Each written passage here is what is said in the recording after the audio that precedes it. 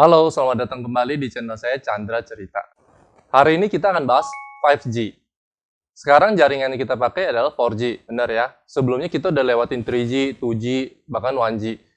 Dan 1G itu dimulai dari tahun 1980-an. Udah 40 tahun berlalu dan kurang lebih setiap 10 tahun muncul satu generasi baru. Indonesia kapan ada 5G? 27 Mei 2021, Telkomsel resmi meluncurkan 5G. Dan sekarang baru tersedia di Jabodetabek, seperti Kelapa Gading, PIK, Alam Sutra, BSD, Pondok Indah, sekitarnya ya. Kelebihan 5G itu apa sih? Yang pertama, kecepatan internetnya sangat cepat. Katanya 100 kali lebih cepat dibanding 4G. Jadi kira-kira kita masih ngetik, teksnya udah nyampe duluan. Karena saking cepatnya, kita udah nggak butuhin lagi jaringan kabel. Jadi langsung pakai jaringan HP udah bisa nih. Mau nonton 4K, 8K, berapa K juga bisa. Udah nggak bakal patah-patah lagi. Yang kedua, kecepatan respon internet yang sangat cepat. Sebenarnya yang mempengaruhi kecepatan internet ya, speed internet kita itu bukan kecepatan transfer datanya, melainkan kecepatan responnya, receive speed-nya ini loh. Jadi kalau kita bilang internet kita lemot ya, yang lemot ini receive speed ini, dan kecepatan respon internet ini mempengaruhi banyak hal. Contohnya live streaming. Yang kedua, main game online. Kita gerakin ke arah mana, 5 detik baru gerak, ya pasti udah game over. Bener gak? Ada lagi mobil autonomous yang bisa nyetir sendiri nih. Kan harus sesuai GPS. Ya salah belok dikit bisa cebur kali nih kalau di Indonesia. Lalu ada operasi jarak jauh yang menggunakan robot bedah. Jadi manfaatin jaringan 5G juga nih. Jadi ini bisa dapat membantu pasien lebih hemat biaya, hemat waktu, ya kan?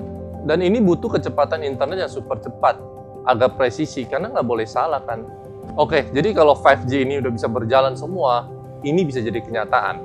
Dan ini baru 5G, gimana kalau 10 tahun lagi 6G, 7G, udah nggak kebayang lagi gimana canggihnya. Yang ketiga, kita dapat menyambungkan lebih banyak gadget. Mungkin kita nggak terlalu sadar ya, tapi kalau sistem yang sekarang ini 1 meter persegi bisa nyambungin 5-60 ribu gadget. Nah kalau 5G, 1 meter persegi itu bisa support lebih dari 1 juta gadget. Jadi contohnya kalau kita di konser atau di stadion, jadi waktu bersamaan pakai HP itu nggak bakal bilang, wih nggak ada jaringan gitu loh. Kalau 4G sekarang pasti banyak yang bilang gangguan jaringan, lemot. Kenapa 5G bisa secepat itu? Pertama, 5G gunakan signal frekuensi yang sangat tinggi.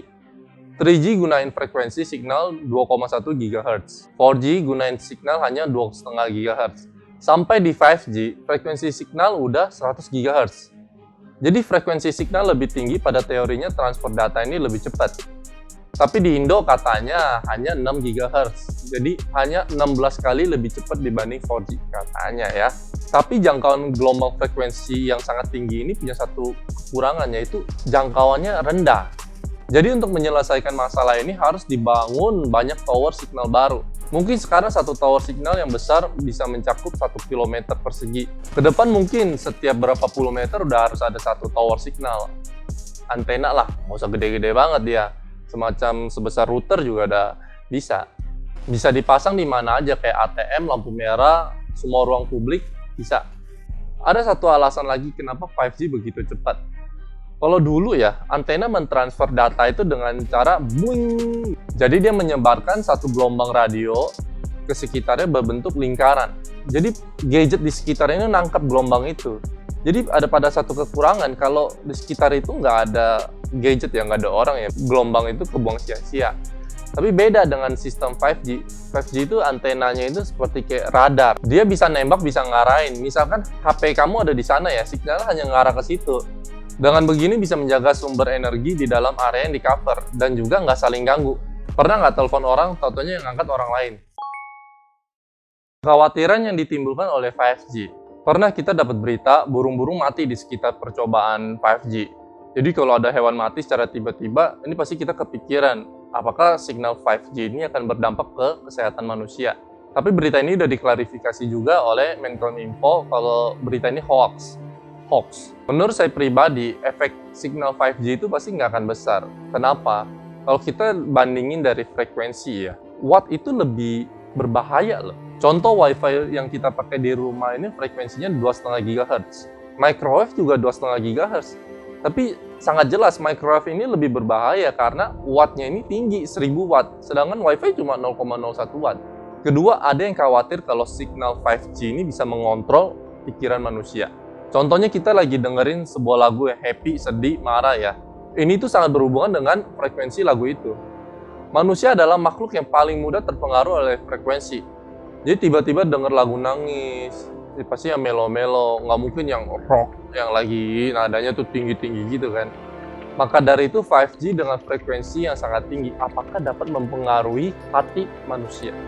Ngomong kasar ini ngontrol pikiran kita. Contoh ya, kita tahu iklan di Google ini udah sangat hebat, udah sangat matang lah.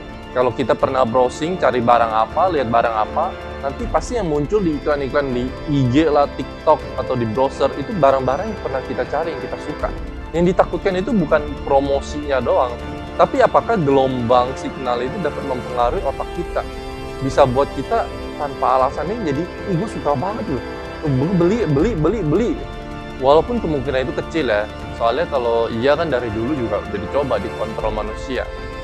Yang ketiga, 5G ini bukan hanya soal internet yang cepat, tapi dia pasti akan membawa banyak hal yang baru dalam teknologi. Hal apa aja yang baru?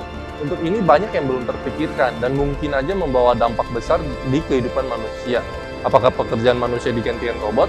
Ini yang harus dipikirkan karena kecepatan transfer 5G ini udah melampaui apa yang bisa dipikirkan oleh manusia. Sesuatu yang nggak bisa dipikirin dan dimengerti oleh manusia ya itu nggak bisa kita kontrol. Dan ini yang harus kita takutin. Kita ambil perumpamaan uang. Manusia sebenarnya nggak ngerti arti barang itu loh. Tapi orang sekuat tenaga banting tulang cuma buat cari uang. Setelah uang dihasilkan dan terkumpul banyak, manusia baru sadar kalau manusia ini nggak bisa ngontrol uang yang diawali dari keinginan, hasrat. Pada akhirnya manusia pelan-pelan hilang arah dan tenggelam dalam uang. Sekarang juga sama, orang mungkin juga pelan-pelan akan kehilangan arah dalam teknologi dan ditelan teknologi itu sendiri. Yang sekarang kita tahu kalau 5G udah bisa berjalan, apa aja sih yang bisa terwujud? Pertama, komputer VR. Kalau sekarang kita punya komputer ya, di dalamnya pasti ada CPU, hard disk, hardware lainnya lah, banyak ya kan?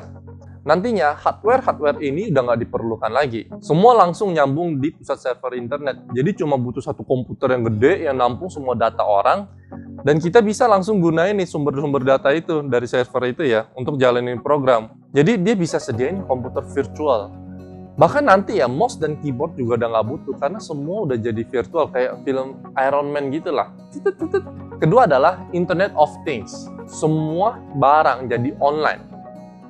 Kayak gimana sih maksudnya semua barang jadi online? Kita ambil contoh nih, kita ngomongin toilet. Toilet tempat buang air aja bisa gunain teknologi online. Setiap hari BAB seperti apa ya, terus toilet ini akan mengirim data ke rumah sakit. Lalu di rumah sakit ini ada sebuah server yang menganalisis dan memberikan hasil. Mereka akan kasih tahu, oh ini nih yang BAB tadi nih, kurang serat, kurang nutrisi. Lalu data ini dikirim ke kulkas di rumah. Setelah kulkas terima datanya, kulkas akan lihat, apakah ada sayur atau buah-buahan yang diperlukan nih? Kalau nggak ada, dia langsung belanja ke Shopee. Lalu dikirim ke paket di rumah. Jadi pas kita buka kulkas, barang yang kita butuhkan ini udah ada. Jadi kita tinggal makan sehat lagi. Keren nggak? Selain kedua contoh tadi ya, masih ada yang nunggu kehadiran 5G. Kalau 5G ini udah bisa jalan, dia pasti booming. Tahu nggak itu apa? Ya, itu adalah Artificial Intelligence atau kecerdasan buatan. Kalau sekarang sistem AI ini masih ditaruh di setiap perangkatnya. Jadi ketika Internet of Things ini terwujud ya, setiap perangkat AI ini akan saling terhubung dan ini baru wow, sekaligus menakutkan. Seperti yang kita bahas tadi, kalau sistem 5G sudah terbentuk, maka setiap berapa puluh meter ini akan dibangun sebuah antena. Di dalam antena ini juga ada AI. AI juga butuh belajar. Orang-orang pada kemana, pelajari lingkungan sekitar. Jadi dia harus ngumpulin data-data di sekitar dia dengan jumlah yang sangat besar. Di sekitarnya ada bangunan apa, lagi ngapain, ada yang buang sampah nggak, ada yang nggak pakai masker nggak. Semua data yang terkumpul mereka kirim ke pusat server komputer yang di dalamnya ini ada AI yang kerja lebih kompleks nih. Dia yang ngendaliin seluruh antena signal atau seluruh AI lah. Kalau begini apa yang terjadi? Kita seperti diawasi, dipantau. Seperti itulah yang nanti dirasakan. Jadi di seluruh dunia, di setiap sudut, antena signal ini seperti sebuah mata yang kecil. Dia mengawasi tempat itu, lalu ngirimin data real time ke pusat. Dan pusat AI ini punya setiap data di sudut bumi dan setiap gerak-gerik manusia secara real time. Jadi nanti kita rebahan aja di rumah pakai kacamata VR. AI ini bisa bawa kita kemana aja, ke semua tempat yang kita mau.